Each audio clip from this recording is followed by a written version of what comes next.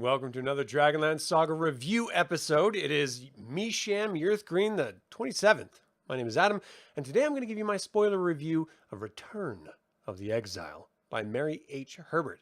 This concludes the Linsha Majere trilogy, and I will be spoiling this story, so if you don't want to know about it, stop watching this, go read the book, come back and watch it then. For all of you joining live throughout the course of this conversation, welcome, and but any thoughts and ideas or, I don't know, dreams that you have about Dragonlance in the live chat? And, the way these work is I'll just sort of read through my review and then just sort of riff a little bit of Dragonlance off of each of you, or riff off the story for just a little bit. And that's kind of it. We're just here to have some fun. It's my Friday today, so I hope you guys are going to have a great your Friday when you have it. All right. I would like to take a moment and thank all of the members of this YouTube channel and invite you to consider becoming a member by visiting the links in the description below, and remind you that you can always pick up Dragonlance gaming materials using my affiliate links, also in the description below. All right, so Frylock, thanks for stopping in. Solid Gumby, how you doing? It's going to be a good one, finally. Unlike the previous novels, and to my sheer joy, Mary dives right back into the story in this third and final novel without belaboring too much content of the previous novels. Linsha is on a ship sailing to Ithankarthia with Lanther, her betrothed. However, once she gets there, she realizes that she may have made a terrible mistake. The setting of the Tarmak's island, however, is fantastic and worth reading the novel for this information alone. It sets up a culture that has been pretty vacant thus far and explores the cultural discord the Tarmak have with the other subjugated cultures that share their island, the Damjak, or people of the plains, and the Akina, or jungle people. Both cultures are important to understand as they set up animosity and fear of the Tarmak that has to be hidden lest this incredibly powerful culture retaliates more than they already have. So Linsha quickly realizes that women are also subjugated in Tarmak culture, though they are forced to train and be healthy so that they can bear healthy children. Much like Spartans of our own history, deformed babies are murdered. This is really, really brutal, and it just forces me to think about how people in our modern culture complain about abortion in the Western cultures, and it seems to belie an ignorance of the true horror of our actual ancestry when it comes to infant births. But back to the novel. Before Lanther was sent to Ansalon and the Plains of Dust to conquer it, he was betrothed to the Emperor's second daughter, Malawaitha. This was an honor for her, but not much of one for him. Once he met Linsha, all previous proposals were off, and Lanther chose Linsha instead. This pissed off Malawaitha, understandably, and she takes her frustrations out on Linsha. Linsha seems to please the Emperor's wife with her warrior training and her dragon scale necklaces. She's even called the Draf Ken Kayla, or dragon friend. It turns out, thanks to Ariakan, that the Tarmak celebrate the strength of dragons in their culture. Lanther forces Linsha to fight the Malawaitha to the death, and after Linsha finally kills her, the Emperor takes her corpse to an underground holy place that is inhabited by a young but sick brass dragon. The Tarmak are keeping it hostage so that they can use it to burn their dead, and which is an honor in the Tarmak culture. Then they kill a dragon egg and drink it in a potion that the Tarmak believe gives them strength. They've already killed all of the brass dragon eggs and are now moving on to the new clutch, which was promised to Linsha, that Lanther stole. Now, this infuriates Linsha, but there isn't much she can do about it. She mentally connects with the brass dragon and learns her name is Sirenfell. Linsha promises to help her, and Lanther tells Linsha that they will marry in 5 days and that Lanther will leave for Ansalon, abandoning Linsha on Ithankarthia. Once again, this terrifies and infuriates Linsha, who is trying her best to scheme and find a way off the island. Linsha sneaks into the dragon's lair with the aid of her servant Afek and meets with Sirenfell, planning to leave before she is to be married to Lanther in 3 days. The dragon is convinced that she can refrain from eating until then to make sure that she isn't poisoned or drugged by the Tarmak. Then, when Linsha tries to go to the dragon a couple of days later, the dragon is drugged. She's forced to marry Lanther, then there's this massively large feast, and Linsha drugs Lanther with the sleeping powder that Afek made. She goes to grab Sirenfell, only to once again be caught, but this time Sirenfell wakes up to help Linsha. The dragon bursts out of the dungeons, burning down the Tarmak castle, and Linsha flees with the courtesan from Mirage, the city, named Callista, and the dragon Sirenfell from Ithancarthia. So, to make sure that they aren't followed, the dragon burns the entire Tarmak fleet as they fly away. This is a great moment of victory foreshadowing doom, as Sirenfell has slivers of the abyssal lance in her, slowly working their way to her heart. And that is becoming a very tired trope in this series of novels. The abyssal lance can apparently be broken apart and dissected while still holding all of its power in each of its disparate pieces. This is unlike every other magical item, including a dragon lance. It seems way too overpowered. Anyway, they find that flying to Ansalon becomes problematic as the dragon is increasingly exhausted and has to take longer to rest in the ocean. Linsha and Callista are both running out of water when they find land to rest, and Sirenfell is dying. She refuses to strand these two women on this island, so she uses the last bit of her strength to get them as close to the Minotaur Isles as possible before she ultimately falls from the sky and dies. Sharks begin tearing apart her body, which makes me wonder, how the hell can these sharks get through these dragon scales? Like, that doesn't make sense. Anyway, they're both rescued from certain death by Varia, Crucible, and his dolphin friends. The reunion actually brought mist to my eyes. I was just thinking of the novel Robinson Crusoe, or the film Castaway, and after those characters resigning themselves to their fate and finally getting rescue, I could only imagine what the sheer joy must feel like and how overwhelming it was. So they end up flying around the southern end of Ansalon and meeting up with the remaining rebels near Mirage so that Linsha can reclaim the dragon eggs stolen by Lanther. They bluff their way into the city and are told that somehow Lanther is coming back to Ansalon or is already here miraculously, as Linsha is pulled into the treasury violently. How Lanther can possibly get from Ithancarthia to the Plains of Dust at the same time or before Linsha, who was on Dragonback the whole time, is impossible. Like, it doesn't make any sense unless he can teleport via sorcery. But that's the thing with sorcery in this age, the wild magic, it's unreliable. And so, though in the Dragons of a New Age trilogy, Linsha Majere, who is the most powerful sorcerer on the entire planet, was popping in and out of all over places, Lanther isn't that. And this is actually at the end of the War of Souls. And so magic is actively being sapped by all of the spirits on behalf of Takesis. So there's no possible way that Lanther could have done it. But he did. So, that aside, let's see, where did I leave off? Linsha is pulled into the treasury violently, and that sort of stops the second third of the story where I ended up stopping. This is a great story that I hope has some version of a happy ending. Lanther, a regular human, seems to always be one step ahead of everyone and has some sort of power to allow him to be more powerful than anyone else. It's a bit annoying, but I'm hoping that in the final third of this novel, he gets his just desserts. And let me just say, before I get to the ending of this novel, you can rest your mind, because every complaint I had about any of these three novels was made up for by the ending of this novel. So Linsha was pulled into the chamber by a Tarmak priest, and she and her friends steal the eggs back after discovering that they were being artificially aged by the Tarmak, and that they're almost ready to hatch. Crucible took them to a long-dormant volcano for safety, and Linsha continued toward the large plainsman and centaur army that was coming to liberate Duntolik. The Tarmaks didn't have their full force, but Lanther was back and ready to reclaim Linsha.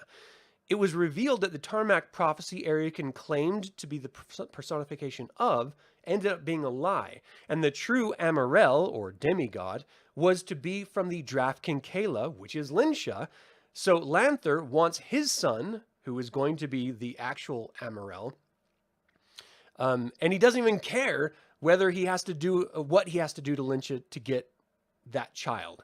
So clearly he is just focused on he's going to rape her and he's going to take the baby, and if he doesn't just give her to his troops to ravage at their pleasure, then he's just going to kill her. The Tarmak noticed that the forces split and guessed that the eggs were brought to the volcano so that they, in turn, go to reclaim them, rather than heading off to face off against the oncoming army. As soon as Linsha's group notices this, she rushes to the volcano with her forces. What ends up happening is something that made me want to metaphorically slap the author across her face. Linsha gives up and is once again a prisoner. Lanther knows that Crucible is coming, so he readies his abyssal lance and ends up striking Crucible with it. This knocks Crucible out of combat. Then he heads into the eggs and kills one in order to draw Linsha's full attention. However, simultaneously in Sanction, the War of Souls is finally reaching its conclusion and Takesis is killed, which stops Lanther's powers that were actively destroying Linsha's mind, and the other gods return, including Kiri-Jolith, who Linsha beseeches and is granted power by to defeat Lanther. As she is about to murder him once and for all, the dragon eggs come to peril. They can't break out of the actual dragon babies themselves, can't break out of the eggs, and they require Linsha to calm them down as a shaman actively works to aid them. Lanther then kills the shaman, whose apprentice steps in as Varia attacks Lanther to stop him from killing Linsha. Then the dragon eggs hatch, and they all go after Lanther, devouring him. It is such a beautiful moment of revenge. The very eggs that Lanther has been destroying are his ultimate downfall, and I love it. I'm here all for it all day. I can't get enough of it. And then Linsha races back to Crucible. The Tarmak and Plainsman armies are actively at war, and Linsha uses her newly divine power to help get the Abyssal Lance out of Crucible and heal him. They profess their love to each other, and Crucible flies into battle, aiding in the full rout of the Tarmak forces. Now that the War of Souls is over, Iesta's spirit appears and thanks Linsha, who asks her to thank Ian Dern's spirit for helping her in the past trilogy, if she happens to see him. Then Chain, the silver dragon, appears, calling Linsha to Sancrist to speak to the Knights' Council. They end up making her a knight in exile, so she can watch over the newly hatched dragons with Crucible in Sanction. And I honestly loved this ending. They left it open for her to rejoin the knighthood when the dragons are older, but who knows or cares if she does. This happy ending was so unlike any Dragonlance novel I've ever read, where everything seems to end in mourning or loss, even when it's in victory. I felt real joy vicariously through Linsha, Varia, and Crucible. And now, I want a clutch of dragon eggs of my own. So if you enjoyed the War of Souls era, I would highly recommend this novel. If you just like a good Dragonlance story, you should read this trilogy. I don't think you'll regret it once you've completed it. So, that is my review of this. Chris, how you doing? Mad Atreides, how you doing? Thanks for tuning in live. You're somewhat surprised to hear of a Dragonlance novel you've never heard of before, but again, you remember how many. Yeah, there's a ton of them. Hey, Jeff, thanks for tuning in. So this ended up being a really satisfying novel, though there are some tropes that Mary Herbert kept going back to annoyingly. If you were a player and she was your dungeon master, you would not play in her game anymore. It's so frustrating and annoying. Linsha is still unable to remain a free woman. She's constantly getting captured throughout this entire trilogy.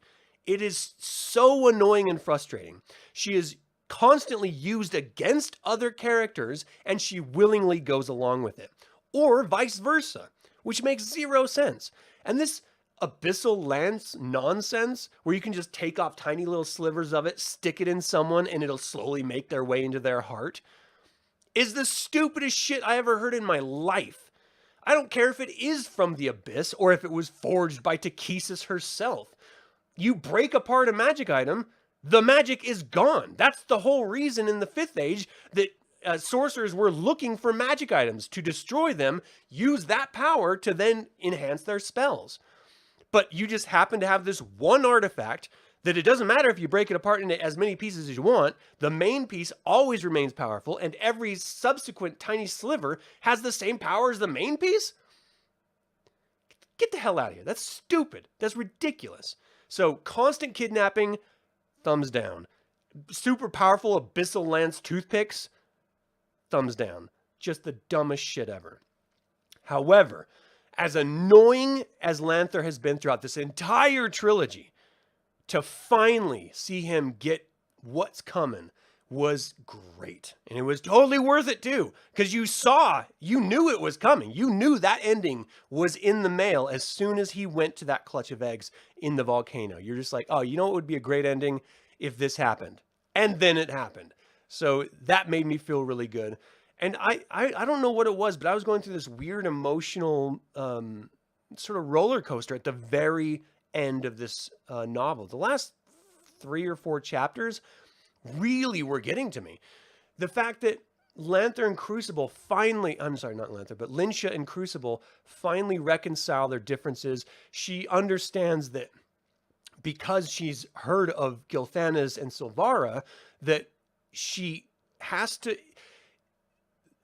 bridging the gap between the worlds of humans and dragons, or any race and dragons, is insurmountable. You're going to be facing problems that you can't face realistically in any other relationship. But it's worth it. And that just speaks to the idea that love, as difficult as it can be, is worth it. And as someone who's been married for well over 22 years, I think we're on like 24 at this point. I should probably do the math before I say that. But it's around 24 without doing the math. I can say that, yeah, like love is worth it. If you put in the time, you put in the effort, then you're going to, in any sort of union, you're going to have those ebbs and flows where there's moments where you really dislike the other person, or you just don't care for them, or you just are passionate about them. But through it all is this thread of love that only grows stronger and stronger throughout the entire relationship. And that she is seeing this as a potential in her connection with Lord Bite or Crucible is beautiful. And the fact that this is aimed at kids and letting them then understand that love is difficult, that relationships are work, is important. Because it's true. That whole happily ever after bullshit that we've always been taught since childhood is a lie, and it's never been true. We have to be honest with what relationships, human and otherwise, relationships actually are. You know, in the game setting, if you're in like Tanis and Lorana, he's a half-elf, which means he ages infinitely faster than Lorana ever does. And so their relationship is going to be strained just by age. And of course, it ends up being strained by world events before the age can really be a factor. But it's still the reality of these sort of relationships in these fantasy worlds. And I just really loved how they approached it. You know, with all of these reviews, I hit the main bullet points of what's happened and what's going on in them. I don't hit every little minutia or of dialogue and event and monologue, you know, in characters' heads. And so if you're only getting exposed to these stories by these reviews, you're not really getting the totality of the actual story. And I would highly recommend that you just read these yourselves. All of these Dragonlance books are very, very short. I can't think of any of them off the top of my head that are more than 400 pages. So you can burn through them in a couple days. And, you know, if you just want to like read the books, or if you want to listen to them in audio, you can burn through them in one day. Just have it on, you know, higher speed.